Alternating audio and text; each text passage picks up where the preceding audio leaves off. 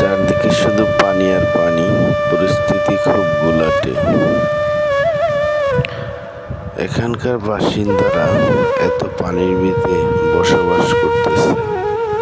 ঘরে পানি, উঠানে পানি, রাস্তাঘাটে পানি। জীবন সংগ্রামে আছে এখানকার বাসিন্দারা। চতুর্দিকে বেড়িবাঁধ, মাঝখানে বহু পানি জমে গেছে। পানি সরানোর কোনো ব্যবস্থা নেই। আপনারা সবাই দোয়া করবেন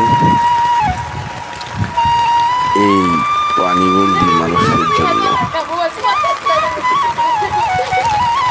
এই সকল প্রাকৃতিক দুর্যোগ থেকে যেন আল্লাহ তাআলা সবাইকে হেফাজত করেন। আমিন।